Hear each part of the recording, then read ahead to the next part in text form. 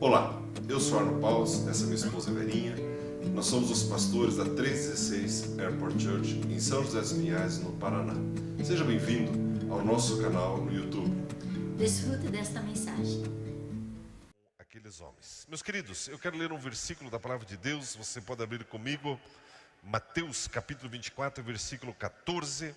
A Bíblia nos diz assim: e este evangelho do reino será pregado em todo o mundo, em testemunho a todas as nações, então virá o fim.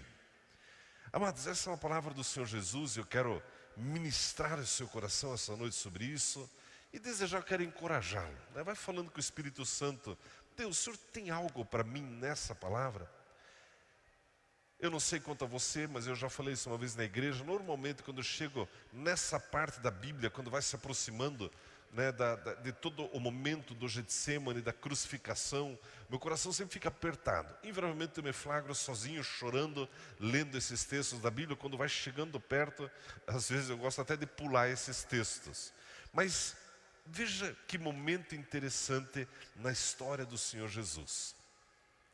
O Senhor Jesus, ele já tinha cumprido, né? Já tinha ensinado, já tinha curado, libertado, feito tantas coisas.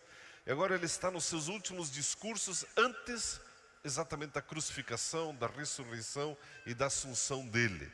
E nesse momento Jesus, ele está falando sobre o fim dos tempos. Meu querido, saiba, os tempos vão terminar. Não adianta ficar se agarrando demais a esse mundo aqui, porque isso aqui vai acabar. Pastor, mas eu achei que era para sempre. Não é. Mas eu não queria dar aquela cacharel no bazar, porque eu achei que ia usar para sempre. Não vai, meu irmão, dê logo esse negócio embora, né? Aliás, teve um bazar ontem aqui, né? E também uma bênção, um tempo especial. E eu gosto de lembrar, né? Sempre tem bazar, né? Eu gosto de lembrar os irmãos. Meu irmão, doe as tuas coisas. Sempre tem um monte de roupa de mulher e pouca roupa de homem, né? Homem, eu vou te dizer, acha que vai usar isso para sempre, né? Aquela camiseta que você usava lá, diga uma que você gostava, né? Lembra aquela marca Hang Ten? Lembra daquele negócio lá? Os mais antigos, você guarda até hoje, meu irmão, doa isso, ninguém nem vai querer esse negócio mais, né? Mas Jesus está nesse momento falando dos tempos difíceis que virão. E nesse cenário, os discípulos perguntam para Jesus: Senhor, dá uma dica aí, quando que vai ser isso? Como que vai ser isso? Não sei o que estava passando tudo na cabeça deles. Não sei tudo que eles estavam pensando. Mas talvez um deles pensando: olha, se eu souber quando for, eu vou fazer umas continhas aqui em Jerusalém, que daí eu não vou precisar pagar mesmo, né? Eu não sei o que eles estavam pensando.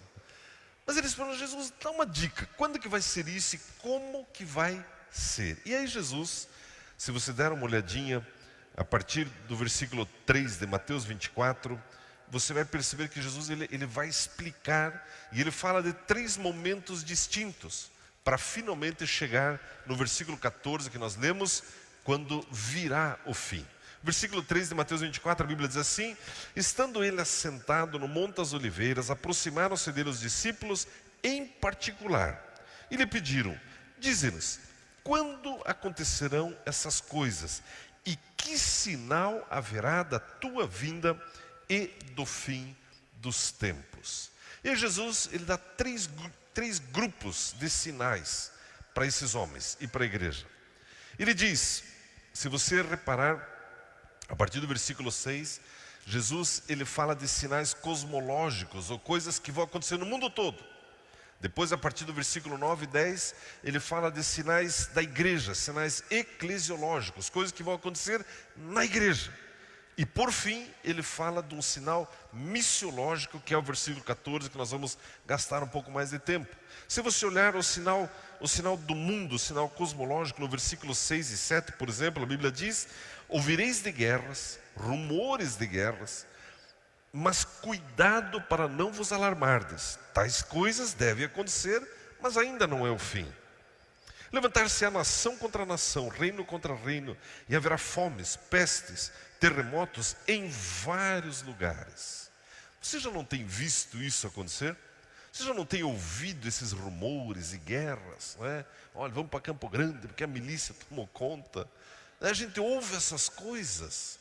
E Jesus disse, são sinais de que algumas coisas vão acontecer na terra e esteja preparado, porque está se aproximando o tempo do fim. Jesus disse, esteja atento. Depois ele fala de algumas coisas que vão acontecer com a igreja. Se você reparar, a partir do versículo 9, a Bíblia diz assim, então vos hão de entregar para serdes atormentados e vos matarão. Você já leu isso na Bíblia ou não? Sereis odiados de todas as nações por causa do meu nome. Nesse tempo muitos se escandalizarão, trair-se-ão mutuamente e se odiarão uns aos outros. E surgirão muitos falsos profetas e enganarão a muitos. Jesus ele fala de um tempo difícil da igreja. Aliás, você já percebeu que as pessoas gostam do que você oferece, mas abominam a sua fé? Você já percebeu isso ou não? Por exemplo, se você for num lugar e colocar uma casa de recuperação, mas isso é muito bom. Esses crentes, eles são maravilhosos, eles gastam tempo, eles cuidam da recuperação das pessoas. Ou você vai e implanta um hospital, olha, esses pastores, esses crentes são maravilhosos, construíram um hospital. Mas quando você fala da sua fé, que só Jesus salva, você começa a enfrentar ódio e oposição. Já percebeu isso? Essa semana eu tive uma experiência bem assim, na segunda-feira, logo cedo, estávamos na Secretaria de Segurança da cidade, um projeto muito bom sobre uma questão antidrogas na cidade, está se criando um conselho, isso e aquilo, e aí precisa representante disso, daquele outro e tal, e tem que ter também alguém religioso, né? Então, fui lá como religioso, né? E aí um falou, outro falou, eu falei, olha, eu quero também falar, dizer da importância da igreja estar aqui assumindo uma cadeira, porque a igreja tem experiência em prevenção contra as drogas, a igreja tem experiência em restauração, e é só Jesus, porque aí já aproveitei, já preguei ali, e 2 minutos depois, uma pessoa que estava quietinha, não tinha falado nada, olha, eu quero dizer que sim, é importante, mas olha, porque a igreja não pode falar isso, porque a igreja não pode aquilo, porque tem também aquele, porque tem o feiticeiro, porque tem aquele, porque tem aquele. A hora que você oferece algo, nós queremos, mas a hora que você fala da sua fé, você começa a enfrentar a oposição. Já percebeu isso? Jesus ele diz, isso vai acontecer. Isso vai acontecer. E Jesus ele descreve uma igreja num tempo difícil. Um tempo difícil. E por fim, o sinal missiológico do qual o Senhor Jesus fala, está exatamente no versículo 14, eu quero ler novamente que ele diz, este evangelho do reino será pregado em todo o mundo, em testemunho a todas as nações, e então virá o fim. Meu irmão, Jesus está dizendo que o fim virá. Só que ele empenhou a palavra dele, que este evangelho do reino, ele vai ser pregado. Não importa os sinais no mundo, não importa o ódio, não importa a oposição, o evangelho do reino vai ser pregado a todas as nações. Jesus ele nem falou, pessoal, vamos fazer o seguinte, orem para isso acontecer, ele nem falou. Ele simplesmente afirmou, isso vai acontecer. A grande questão é, e você em relação a isso? Vai se esconder dentro de casa com medo da perseguição? Ou vai ser um desses que será um dos proclamadores desse evangelho? Eu sei quem vai ser você. Você já é um desses proclamadores do evangelho, meu irmão. Você e eu não somos covardes. Isso aqui, meu irmão, é Jesus falando que vai vir no fim. Não, mas agora que eu comprei minha casa, tá bom, meu irmão. Né? Mas não precisa limpar, ou minha irmã, não precisa limpar tanto assim tua casa também. Vai acabar, né? Então o maridão chegar em casa, né, de repente a cama está desarrumada, o que é isso? O mundo vai acabar, o pastor falou, né? Arruma a tua casa direitinho, né? Vamos dizer, pastor, está pregando heresia, não, meu irmão, mas, né? Ou você, meu irmão, né? vai para o culto, para a igreja, olha, que carro sujo é esse? O mundo vai acabar, né? Não dá mais tempo de lavar. Eu vou contar posso contar todos os menores, acho que estão lá no Aba Kids, no Aba Kids não, no Aba Kids, enfim. No 316 Kids. É bom essa troca de vez em quando, né? Tá no DNA da gente, não é verdade? São 25 anos, meu irmão. Graças a Deus por isso. Mas uma vez eu estava lá em São Paulo, a Verinha e eu, nós éramos recém-casados, 1991. Fomos morar lá, eu trabalhava numa indústria química, nós estávamos lá. Aí conhecemos pessoas maravilhosas da igreja e tinha um casal que nós conhecemos que era assim muito envolvidos na obra de Deus e tal, e muita libertação e tal. E a gente ia, toda semana a gente estava expulsando demônio em alguma cidade diferente lá no fim de semana. Uma coisa assim muito especial. Era da equipe da Neuza Itioca e tal. Mas aí, uma irmã querida, já um pouco mais velha, ela falava assim, sobre o fim do mundo. Ela, um dia assim, numa mesa assim, eu falei assim, ó, eu vou com a Verinha no shopping. No shopping? Não, que shopping? Dá mais tempo, Arno. Jesus está voltando, o mundo vai acabar. Bom, então tá bom, então não vou pro shopping, né? Então vamos orar, né? Aí passou uns dias, passei lá. Aí eu falei, sábado eu vou lavar meu carro. Lavar o carro? Né? O mundo vai acabar, Jesus está voltando. Você vai ler a Bíblia, vai orar. Bom, tá bom. E aí, de repente ela falou assim, entrou no assunto de casais, não sei o que, ela falou, não, eu com meu marido, aquilo nem tem mais, porque o mundo está acabando, Jesus vai voltar. Eu falei, pode parar com essa conversa, pode parar, sou recém-casado, né? Falei, não, vamos rever esse assunto aqui, né? Mas enfim, então cutuca a patroa aí, o mundo vai acabar, mas, né, nós estamos casados, pronto, fecha parênteses. Vocês estão muito estranhos, irmão, vamos voltar aqui para o Mateus 24, 14. Jesus diz, o evangelho do reino será pregado em todas as nações. E nessa semana que nós estávamos ali no Rio de Janeiro, com esses missionários do mundo todo, você é tão assim encharcado do assunto, que você fica convencido, né? Essas pessoas, elas vivem, elas têm certeza que elas vão acelerar a volta de Jesus. E eu oro para que você também tenha isso. Para você ter uma ideia, algumas pessoas que estavam lá falando sobre tradução da Bíblia. Às vezes a gente olha esse cenário todo do mundo e parece que o diabo está ganhando, não está não, meu irmão. A igreja está avançando, a igreja é forte, a igreja ela vai avançar. E esse irmão estava falando sobre alguns dados da tradução da Bíblia. E ele contou algumas peculiaridades e eu nem sabia disso. Ele, por exemplo, eu não sei se você sabia, mas do ano 0, desde Jesus até 1500, para fazer uma tradução da Bíblia, levava-se cerca de 40 anos para traduzir uma Bíblia, para uma língua, um idioma novo. De 1500 a 1900, uma nova tradução ficava pronta mais ou menos a cada ano, a cada 10 meses. De 1900 até o ano 2000, a cada 3, 4 semanas sai uma nova tradução da Bíblia. Não é uma coisa impressionante? Sabe, hoje, de 2000 a 2019, a cada 3, 4 dias fica pronta uma nova tradução da Bíblia. Meu irmão, o Evangelho do Reino vai ser pregado em todas as nações. Isso está no DNA de Deus. Deus lá em Gênesis 12, ele falou para Abraão, Abraão, eu quero que você abençoe, em você serão benditas todas as famílias da terra, inclusive aquelas mais diferentes. Lá tinha um grupo de índios, índio com pena, índio de verdade. Só não tinha aquela bolacha de Nescau no beiço, que aquele sujeito tem lá, né? Aquela tosse esquisita, aquele não estava lá, né? Aquele precisa se converter, aliás. Mas tinha um povo da tribo Terena. Já ouviu falar dessa turma, não? Pois estava lá. Ele disse, olha, eu sou pastor de 3ª geração. Ele falou, em 1912 a nossa tribo se converteu. 5 anos antes, o pajé, Deus é maravilhoso, né? Deus usa pajé, pajô, paju, adaju, o que Deus quer usar, Ele usa, meu irmão. Pois o pajé, ele fala, eu estou vendo 2 luzes que virão na nossa tribo. E quando eles chegarem, ouçam porque é Deus. 5 anos depois, vem 2 missionários ingleses, o povo todo se converte, uma coisa assim gloriosa. E aí as mais anciãs, as vovozinhas, elas não entendiam absolutamente nada. Os mais novinhos já vão pegando português, inglês. Mas essa vovó, ela dizia assim, ela diz, olha, eu não entendo nada o que esse homem fala. Mas toda vez que ele lê esse livro preto, o meu espírito se alegra. Não é uma coisa impressionante, meu irmão? O evangelho vai ser pregado em todas as nações.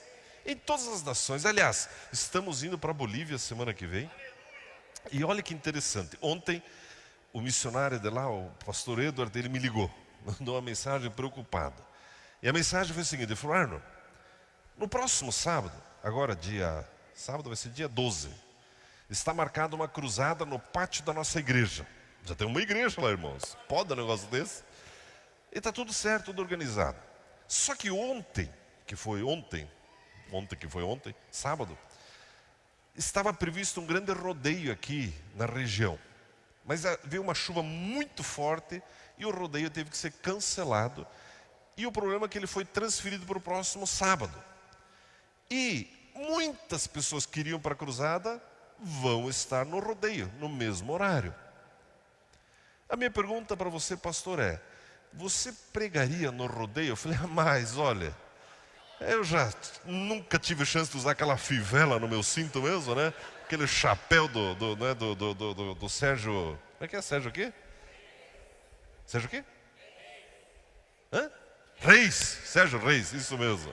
Ele mesmo, né? Aquela bota e tal, já vou pegar um laço logo de uma vez, né? Veja como Deus é maravilhoso, meu irmão. Deus faz chover, chove, faz um barrinho aqui, vocês não vão poder andar de cavalo, né? Vocês vão ouvir o pregador. Meu irmão, o evangelho é pregado em todas as nações. Essa semana o Ronaldo me contou um negócio doido, uma coisa maluca, doida. Eu falei: Arno, tem um jovem que aceitou Jesus com você há 350 anos atrás, e ele me procurou porque ele era meu amigo de 550 anos atrás e tal, não sei o que, não sei o que, não sei o que. A vida dele deu tudo errado no Brasil e ele foi embora para o México há 400 anos atrás, não sei quantos anos lá. E chegou no México, ele ficou rico, ficou milionário. Ele promove eventos com carros ultra esportivos e não sei o que, não sei o que, não sei o que. E ele me ligou, a gente fez contato e ele me falou o seguinte: Ronaldo, eu estou sonhando todas as noites com o Arno fazendo uma cruzada aqui no meu evento. Eu tenho lugar, eu tenho público, não está indo de igreja nenhuma, mas ligou: vocês precisam vir aqui fazer a cruzada. Aí ontem à noite, foi: Ronaldo, liga para ele, nós estamos indo. Ainda não sei quando e não sei como, mas nós vamos gastar um espanhol lá, né? Já tem uma fivela mesmo. Você percebe o que Deus está fazendo, meu irmão? Você percebe um soprar apostólico?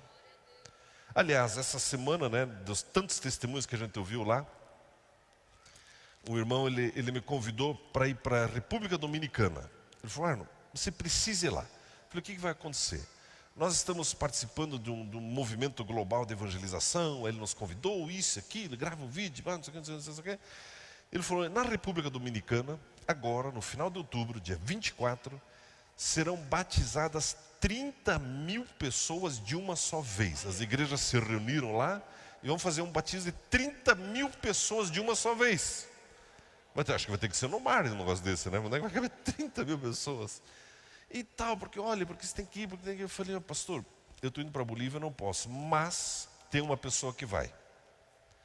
De manhã já falei, não falei com essa pessoa ainda, mas essa pessoa vai.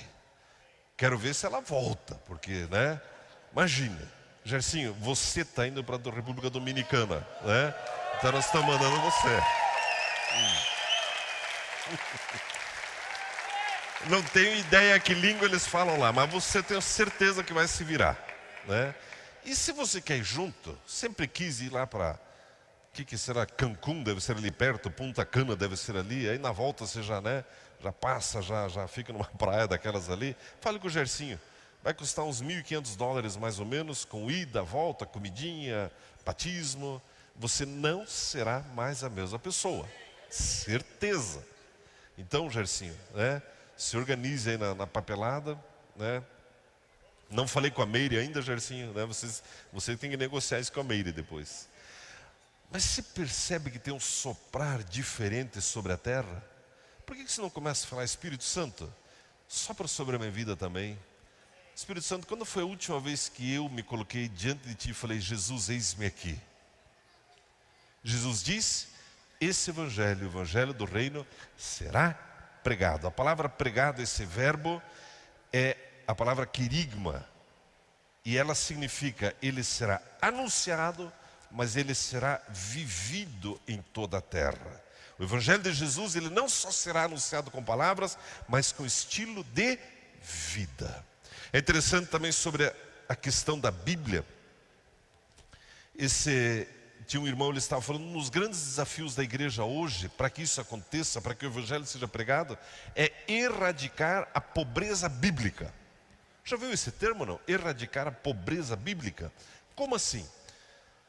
Quantas Bíblias você tem na tua casa? No mínimo 3, 5, 10. Né? Tem a Bíblia do homem, a Bíblia do adolescente, a Bíblia da mulher. A Bíblia da mulher você não pode ler, essa é da mulher.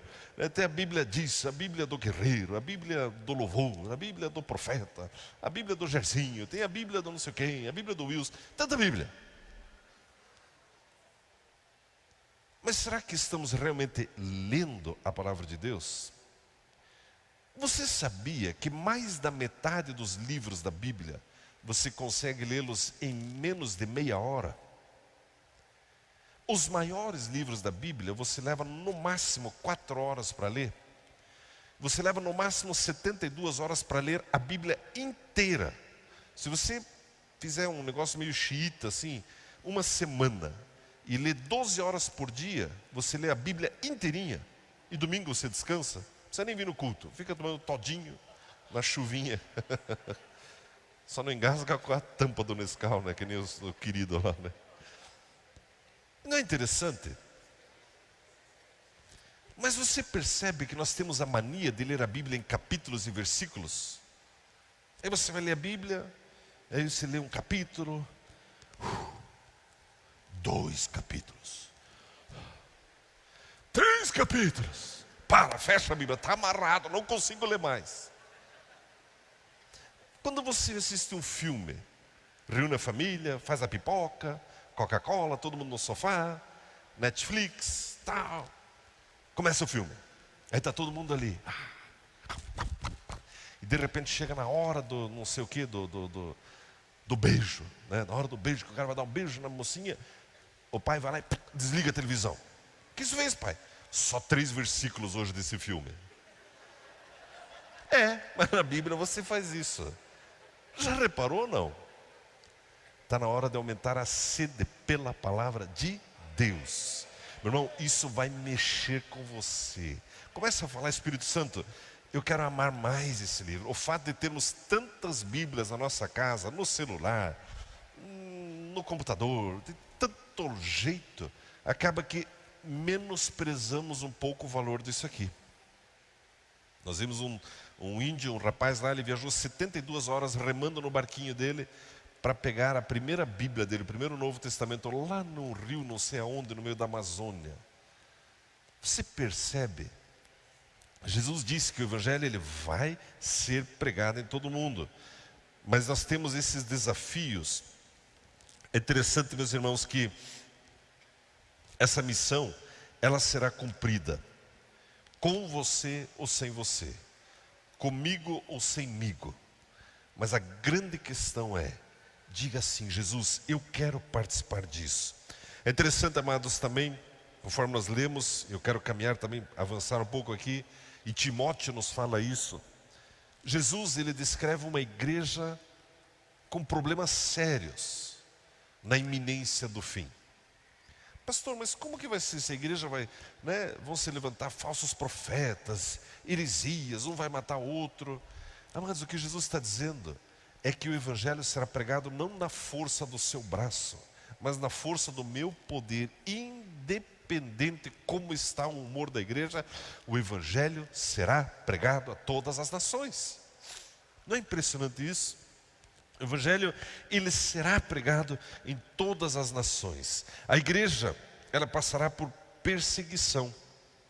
Haverá dificuldade. E aqui eu quero dizer algo para você, de todo o meu coração. Comece a orar. Deus, não deixe eu ser tão apegado nas coisas passageiras. Em Atos, quando a igreja está nascendo, Jesus, ele liberou uma promessa. Ele disse, você será fortalecido. Você será minha testemunha. Lá em Atos capítulo 1, versículo 8. Quando o Espírito Santo descer sobre você. E de fato, meu irmão, a única maneira de você e eu sobrevivermos nesse cenário que virá é nos fortalecendo no Senhor. Como que eu me fortaleço no Senhor? A maioria dos pastores concordam que leitura bíblica, oração, comunhão com a igreja, uma vida de santidade intencional, uma vida de louvor e uma vida de evangelização são ingredientes absolutamente essenciais e necessários para você ir se fortalecendo no Senhor. Arno, você está me dando lição de casa? Sim, nós precisamos despertar para o tempo que nós estamos vivendo. A irmã falou agora há pouco desse testemunho, e nós vamos ter esse seminário de libertação. Eu quero fazer uma observação importante aqui. Arno, mas eu preciso quebrar maldição? Jesus já não quebrou? Eu já não estou livre? Sim, Jesus já quebrou todas as maldições. Você já é livre, você está em Jesus. Mas assim como você também já é curado, mas precisa aprender a acessar a cura, você já é perdoado, mas precisa aprender a acessar o perdão, você precisa aprender a acessar a libertação de algumas amarras. Então esse seminário ajuda você nesse sentido. Você percebe? Terça-feira, meu irmão, não perca esse seminário. Terça-feira com o Luciano Subirá. Isso está sendo pregado no mundo inteiro e nós vamos ter o privilégio de tê-lo aqui em São José dos Pinhais. Reorganize tua agenda, remarque a tua agenda, cancele o futebol, não sei, dá um jeito. Mas 20 horas lá na comunidade Vida Plena. Já pega teu ingresso aqui hoje, vai ser um tempo muito, muito importante. Amados, a igreja será fortalecida, Jesus disse isso em Atos capítulo 1, versículo 8, está escrito. E nós vemos, e eu quero caminhar para o final, depois vamos ter a ceia, que houveram 4 impulsos muito interessantes no livro de Atos. O primeiro impulso é o chamado impulso espiritual, quando o Espírito Santo, ele soprou. E Pedro, você se lembra, ele faz o primeiro discurso dele e 3.000 pessoas se convertem e são batizadas. Esse impulso do Espírito Santo, ele continua até hoje sobre nós. O Espírito Santo inquietando homens e mulheres para levarem essa palavra adiante. Sabe quem são esses homens e mulheres? Dê uma olhadinha para quem está do seu lado. Somos nós, você e eu, estamos debaixo desse impulso do Espírito Santo. O segundo impulso que aconteceu naqueles dias foi o impulso do sofrimento. Se você olhar Atos capítulo 7, nós temos o primeiro mártir da igreja, Estevão, foi apedrejado. Em Atos capítulo 8, a igreja ela é perseguida, ela é espalhada. Foi o impulso da perseguição. Meu irmão, esse impulso também está ativo sobre a terra. Em muitos lugares do mundo hoje, pessoas são mortas simplesmente por serem cristãs. Por que seria diferente com você e comigo? Existe um terceiro impulso que aconteceu em Atos capítulo 13, que é o impulso do envio missionário. Lembra-se do texto, quando os irmãos estavam reunidos e o Espírito Santo falou: separe para mim Barnabé e Paulo, porque eu tenho uma obra para eles. Meu irmão, ali no lugar de Barnabé e Paulo, coloca o seu nome. Começa a falar: Espírito Santo, o Senhor tem uma obra para a minha vida. Nós estamos debaixo desse impulso missionário. Você crê nisso? E por fim, nós estamos debaixo do impulso da implantação de igrejas. Isso começou lá em Atos, e depois você vê as várias cartas do Novo Testamento, e você está debaixo desse soprar apostólico. A igreja lá nos Estados Unidos está florescendo, em São Paulo começa daqui a pouco, lá na Bolívia não está cabendo gente, e já conseguimos ver na Jersey uma igreja no México. Você percebe? Jesus disse: o evangelho do reino será pregado a todas as nações. Então virá o fim. Eu termino com um testemunho que eu vi lá, que me impactou bastante, que eu gostei muito desse testemunho. Depois você pode procurar informações sobre essa mulher na internet. É Ellen Roosevelt. Essa mulher, uma pessoa como você e como eu, nos anos 50 e 60, uma inglesa, solteira, cristã, médica. Ela procurou os pastores, procurou uma agência missionária. E ela disse, olha, eu quero ser missionária no Congo. E ela foi desencorajada por todo mundo, por causa dos conflitos, guerras e confusões e doenças lá. E afinal de contas, você é solteira, você é médica, você é jovem, você tem uma vida toda pela frente. Mas ela estava assim convencida, eu vou fazer missões no Congo. E acabou que ela foi indo. Chegando lá, a primeira coisa que ela fez um curso e formou 100 enfermeiras africanas que se tornaram as primeiras 100 missionárias dela pela África. Foi passando mais um tempo, a missão tinha recursos, mas não tinha pessoa, acabou mandando para ela um dinheiro. Ela construiu um hospital com 100 leitos lá no Congo.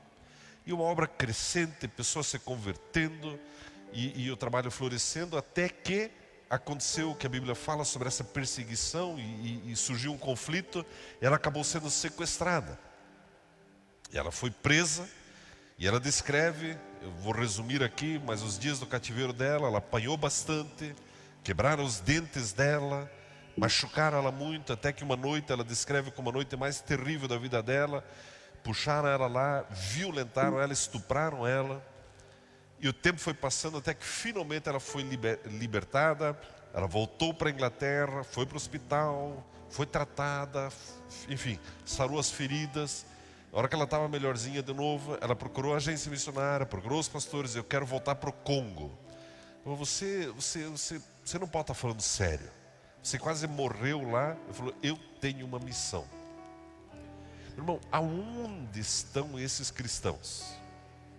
Voltou para o Congo, o hospital estava destruído, construiu um novo hospital, esse com 250 leitos. A obra dela é conhecida, é uma missionária famosa nesse meio, voltou bem velhinha já para a Inglaterra, com o coração lá na África. Mas o que eu tenho a ver com isso? Meu irmão, não sou eu que falei isso. É Jesus que disse que o Evangelho seria pregado em todas as nações. E Jesus quer usar você e a mim. Pais, me ouça com atenção. Teu filho adolescente, teu filho jovem, ele vai vir com uma conversa na tua casa. Ele vai olhar para você, pai, eu quero ser missionário. Mãe, eu quero ser missionário. Esteja atento. Ore com ele. Cuide dele. Nos procure. Não, pastor, meu filho vai ser jogador de futebol. Meu filho vai ser o próximo Sérgio Moro. Aleluia, isso tudo é benção. Mas muitos vão procurar seus pais. Vai ser uma dor de cabeça para você lidar com esse negócio. Mas uma dor de cabeça abençoada. A hora que você começar a ver as notícias, né, do teu filho sendo usado para salvar multidões. Amém, meus queridos? O Evangelho do Reino será pregado em todas as nações. Eu convido você a ficar em pé. Esperamos que você tenha sido grandemente edificado com essa mensagem. Venha nos visitar em um de nossos cultos. Aos sábados, às 19h30, culto de jovens. Aos domingos, às 10 horas da manhã e às 18 horas. E também inscreva-se em nosso canal no YouTube.